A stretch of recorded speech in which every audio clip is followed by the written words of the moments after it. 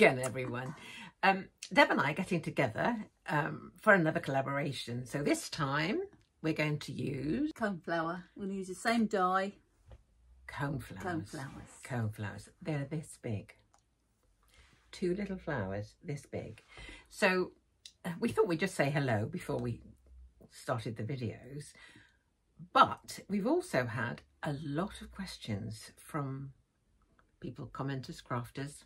So we've decided to do the question and answers as one video, because we've had quite a few, and then the next video will be the making of the card. First question, how did we meet? Well, we're both crafters, so we met virtually first of all. I had taken my 2 grandkids just down the road from here to the D-Day Museum. Yep. And I put a post on Facebook and Deb saw it and she thought, comment, you're just down the road from me. So we found out where we lived, and we're about 14 miles apart. So I live further towards Southampton, Deb's in Portsmouth. So we decided that we would meet up. So we met for coffee, didn't we? Coffees, yeah. And then we've met lots of times since. Exchanging doubles of dyes and things like this. Yeah. Lots of ideas and lots of fun. Editing lessons. And oh, yes, Deb's taught me how to.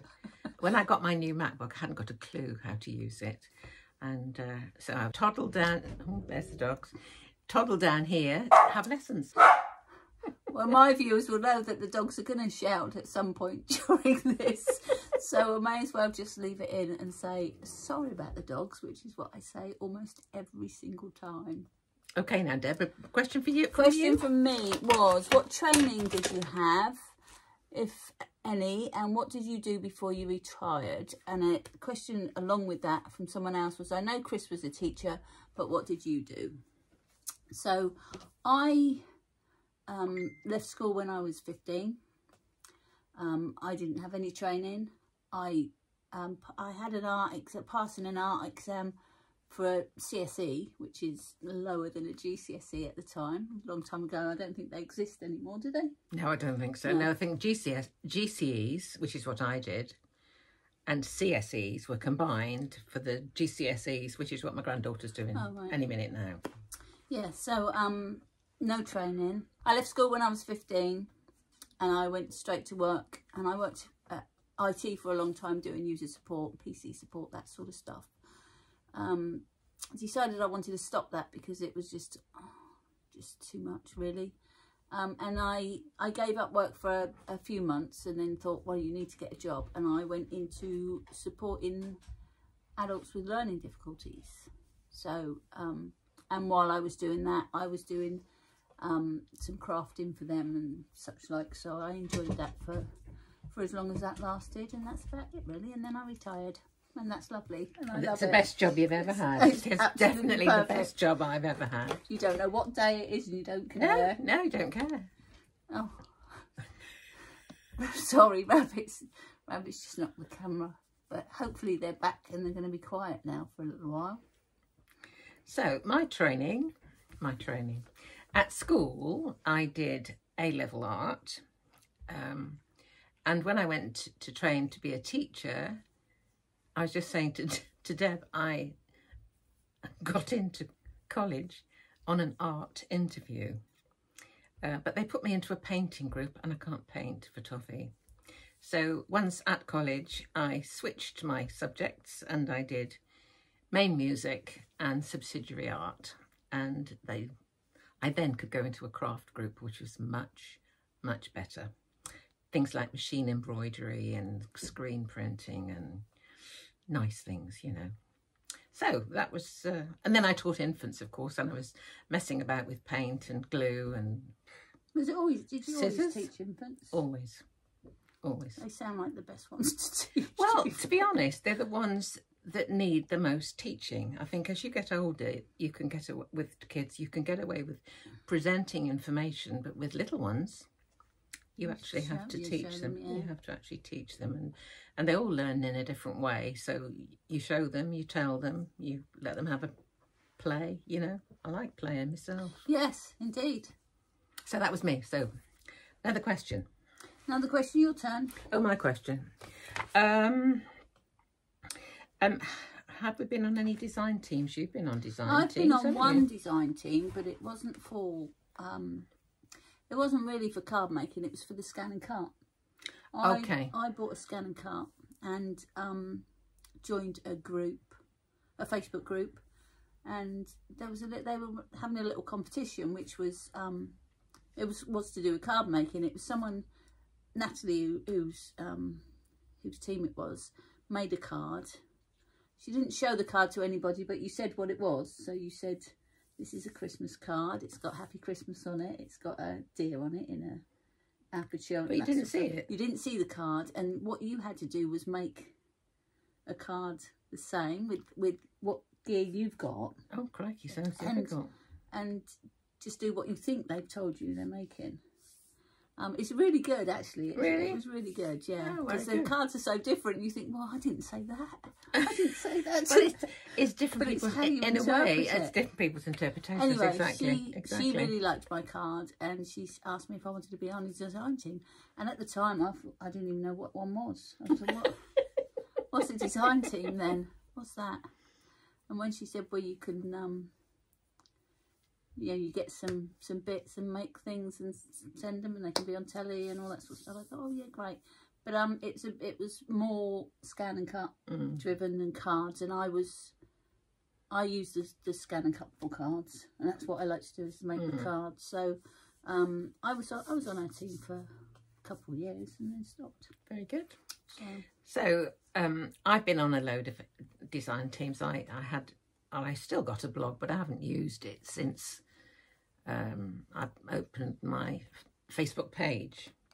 So when I was using my blog, I was on lots of mainly clean and simple design teams, and I actually started a challenge blog myself with a friend from the island, the Isle of Wight, that is, I nearly said the Isle of Man, the Isle of Wight. We started Less is More, and that ran for many years. I ran it for many years, then I stepped back, and it carried on for quite a lot of years as well. But I think they're having a bit of a hiatus at the moment. But lots of clean and simples, that kind of thing. So I don't think there's much around clean and simple at the minute. I think it sort of goes, everything goes in sort of waves, really? Doesn't it? The design teams, because I'm in a Facebook group that asks for design teams. And there's lots of, I mean, there's a lot of US ones, but they're scrapbooking and grungy. Never done scrapbooking. No, I've made a couple of pages when I was on the design team for... Never done it. It looks a bit hard to me. Yeah. Okay, another question from Another question, okay. So, were you taught to shade / colour, or did you just develop, and have you always been a great colourist? There no, you go. I've been I was a rubbish colourist. I was... Nobody taught me how to do it as such. I like colouring, but I was never that good at it. I used to use pencils. Then I picked up alcohol markers, and I was so rubbish at them. I couldn't get any of it to work. But I think it's the pens that you've got make an important difference. But yeah, I couldn't get any of them to work. Couldn't get it to blend and to look right or anything. Because there's lots of imponderables, though, aren't there, yeah. with colouring? It's what pens you've got, what paper you've got, indeed, all that etc. stuff. Yeah, and there is one person I do watch, which is Kelly Taylor. She's a US YouTuber, and she does a lot of alcohol pen colouring. And she's really, really good. So I did get some little tips and tricks from her. But I do it every day. So but you're brilliant now. You know, where you got it from is... I do it every single day. And you can't but get better when you do something all the time. I mean, I desperately want to draw, but I don't do it every day. So I'm never going to get there. I need to do it every day. But that's... Yeah, so no, I was rubbish. You're not rubbish now, though. You know, you're a star now, let's face it. Your colouring's lovely, though. Well, it's probably a bit different, I don't know. It depends, again, what markers you're using. Yes, really, they do vary enormously, and it's kind of horses for courses, really. It depends what kind of colouring you want to do. There are brush tips and kind of bullet tips, and the effect is very different, isn't it? It is very different. I couldn't do the blending with bullet tip. Couldn't do it. You can do, but it's quite difficult, isn't it? The brush tip is I think is so much easier. But like you say, it's horses for courses. If you know, some people don't like the brush tips, so you'd have to have a go and find out how it feels, wouldn't you? Really, yeah. So is it your turn for a question? I don't know where we got up to, really. No, it's your turn. Is it my turn? Yeah. Oh dear.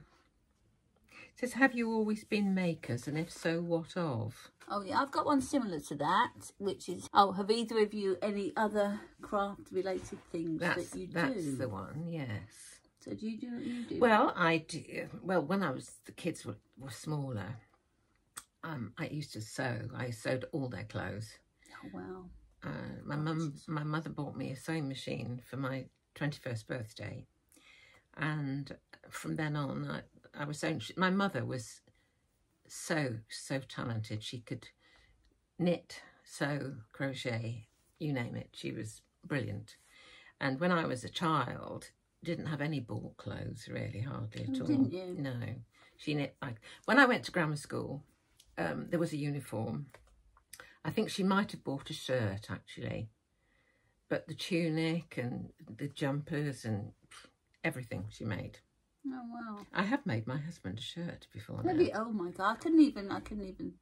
In the days of yore, just to prove I could do it, but I wouldn't do another one probably. Probably say, wear that shirt. No, it wouldn't fit in it now. Oh my goodness! So I knit as well. My granny. I used to as a kid used to go down to Dorset every summer holiday, and she taught me how to crochet. And when I was probably 7, I made a poncho. Wow. And then I was making ponchos for everybody because I could do it. Yeah, so I used to make ponchos, and she taught me how to knit as well. I can do crochet. I can do basic crochet. I can do, have you ever tried making one of the octopuses for the neonatal? No, I haven't. Oh, you should do that if you can crochet. Yeah. They make these. They're made of cotton, and you have to do it to a very, very tight specification. But they've got like curly tentacles, and the preemies really. They hold them, and they just feel like the umbilical cord, I think, Oh wow, yeah. And they octopuses for preemies, and we should make them. Yeah, no, I'll put you in touch with somebody. Okay, lovely. Yeah, absolutely. So, have we finished that one? Yeah, I think so. Yeah. I lose track of what was actually asked. No, me too, actually. But there you We're go. old. We're old. We're allowed. We're allowed, aren't we? Where do we get our ideas from? That's the next one. Well, anywhere. You can look at a curtain and think, oh, that's a nice pattern. I could make a card like that. I made a series of cards with stuff I brought back from holiday. You did. That was a brilliant series, earrings, actually. I love that. And the jumper. Oh, that's right, yeah. The earrings. There was another piece of jewellery, I think. Yeah, and then I bought some... I have to do these, won't I? These came from Antigua. Did they? They're nice. Yeah, I liked them. I had some Blue John earrings, do you remember? So I tried to make a panel that looked like the stone. So inspiration can come from just absolutely anywhere. And what were you telling me? I usually think about what I'm going to make that day when I'm walking the dogs in the morning, because it's such quiet, peaceful, and ideas come then. Yeah, I was walking along and saw an ant and thought, I can make an ant out of the Infinite Doodles dies. So I came back and made an ant.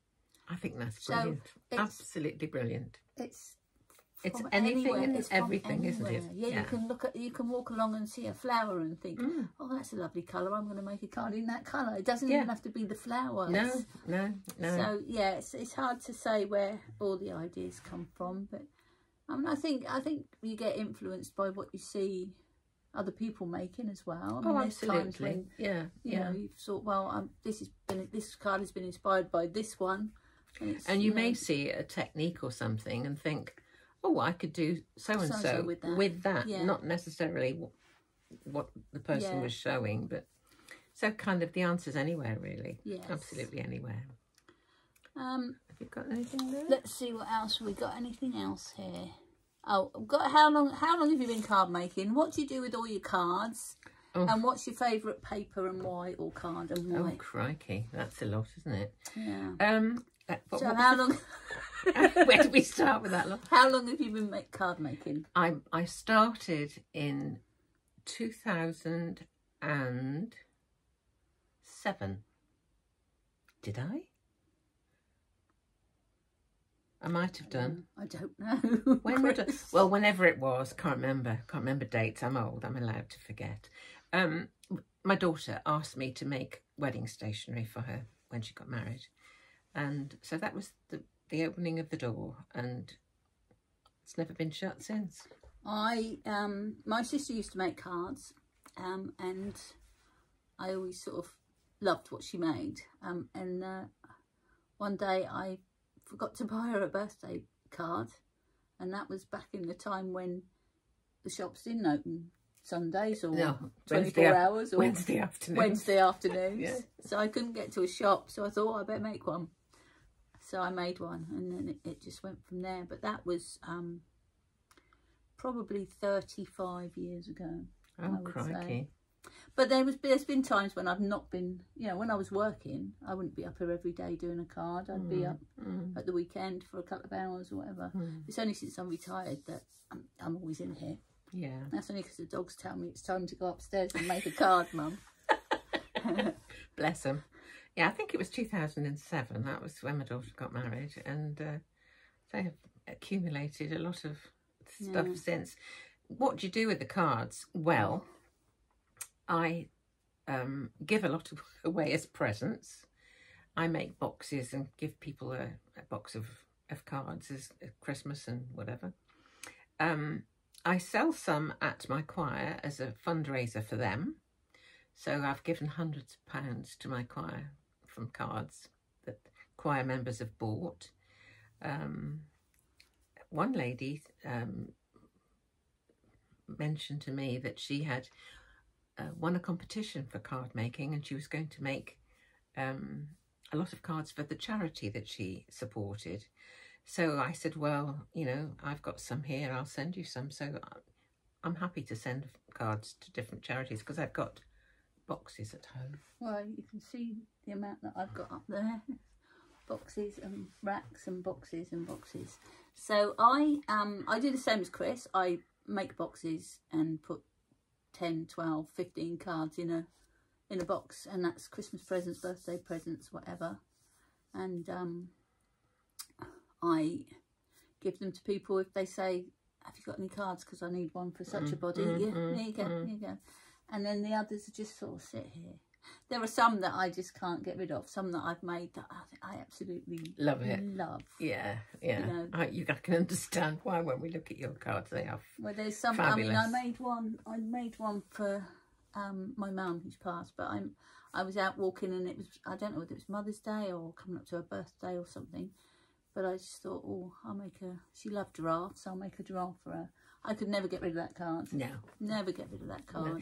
And I am sure that people that you give cards to tell you that the cards that you have made stay on the mantelpiece for a lot longer than any of the others. My niece and her kids, she's got 3 kids, they've still got cards back from when they were born, and they just leave them all up in their rooms. Yeah, so they keep them all up. It's very very sweet. It's very gratifying to you, though, isn't it? Really, to hear that you know people want to keep them. They just can't physically throw them away. And I don't expect people to. That's just a bit sober in the end, really, isn't it? So, you know. What is your favourite paper or card and why? Okay. My favourite is, it's called Silk Weave Linen. And I get it from a company called Cintigo, who I think are Sussex somewhere. Oh, okay. But they sell it on Amazon in the States and in this country. And it's just a beautiful paper. If you look at it online, on their website, you'd probably think... It doesn't look anything, does it? I don't think I like this very much. It looks coarse. You know, the weave looks coarse. But it's the most smooth. You can stamp on it. You know, you could write on it. It's beautiful. I love it. It's absolutely beautiful. And the number of people who comment and say, what paper do you use? Yeah, it's nice. I use Craft UK linen card and Craft UK smooth card. So they're exactly the same colour, which is nice. What I like. And where do you get that from? Nice. You can get it from Amazon, Craft Stash, Paper Mill Direct. Oh, really? So it's it's a I always used to buy UK, from... I think it's called. Did you go to Paper Mill when it was here? No, I didn't go. There used to be one in Gunwharf. Oh, did there? But there was one in the shopping centre near me, and I've got boxes and boxes and boxes of coloured card. Oh, right. It's a good job they closed the shops, because there would be no room in my house for any more. Every time I went in, I had to buy, you know, a pick and mix box kind of thing, this size. But they're now in boxes that size, and I've got about 10 of them. All colours. But paper's lovely, isn't it? Yeah, the other thing I liked was the American Craft coloured card, which I've got some up there, but I bought every single one. I bought it off the telly because they had them on offer. So I bought all the sets, but I'm slowly running out of them now, and I say, oh God, I haven't got any more of that colour. Yeah. You can't get it in the UK anymore for some reason. Yeah. But it's personal preference, of course, isn't it? Yes, it is. Personal preference. But it's nice to have a nice smooth card to stamp on, really. And yeah, but with the linen one that I use it both sides. Yes, I do as well. So sometimes, you know, if I'm going to stamp, I'll stamp on the smooth side, and it makes a nice contrast. It does. If that's a die cut piece on with a linen surround, lovely. Yes. So it's personal preference, though, isn't it? Really. How are we doing? I think we're nearly at the end now, but there was a lady who asked what ink pad should you use with alcohol markers, because she's been Googling and she's got herself all all confused. So you want something like Memento or a hybrid ink pad that says, they normally say on the back, don't they? Don't ask me to look. Can you see that? I can remember the very first, when I first started crafting, I used to use StazOn a lot for stamping. And colouring with, you know, watercolour markers or whatever is fine. But when I first had some Copics, I started to colour, and there were this awful smears, you know, and I was horrified. And somebody said to me, you need to use Memento. Yeah. But there are other inks. There are others, yeah. I think I've got Hero Arts one as well, but I've got Memento. I've got a. I always stamp in that, and on some of my YouTubes now, you'll see me stamp in that, colour it, and then restamp in that, because that is a gorgeous ink, Versafine Claire. I love it. It's so dark and so luscious and lovely. Yeah. So if I want a dark outline on it, on something that I've inked in Memento, I leave it in a stamp platform and redo it with that. But you couldn't. Mind you, I can. Some of yours do, don't they? Yeah. The Nouveau markers don't seem to worry too much. I wonder if it's a particular marker. There mustn't it? I think it's got a lot to do with the. Because these are who light ones would smear that. Oh really? Yeah. Well, I'm new to. I'm going to have if lessons. you try it and it works for you, I'm going to come round and give you a smack. Because it doesn't work for me. I haven't haven't really tried any of them. It is the light colours that show it, obviously, more than the anything. light colours will So really if you touch the line with a very pale coloured marker, you get a smear. So yeah. Unless you've got the hybrid or the memento. Yeah, a hybrid one. Yeah. So I think that's it. We've been chatting for ages. Yeah, but it's nice, isn't it, having a chat? We do like having a chat, don't we?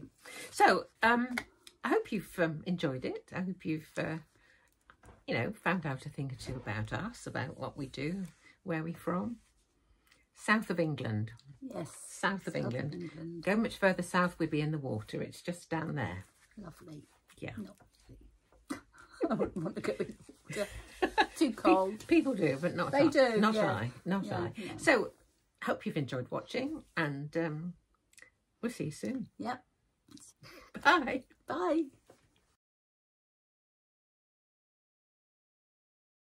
Chris. Yeah, no, that didn't work. And I forgot your name. And this is Arthur. So I've toddled down. Oh, there's the dogs. Toddled down here to have lessons. Badger. I got a. Oh. Stop it! Bloody dogs. Oh, dear. Hello, again.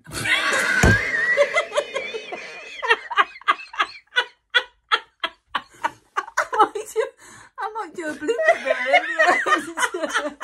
I think that'll be a brilliant one. You can keep all the outtakes. Right. Here we go.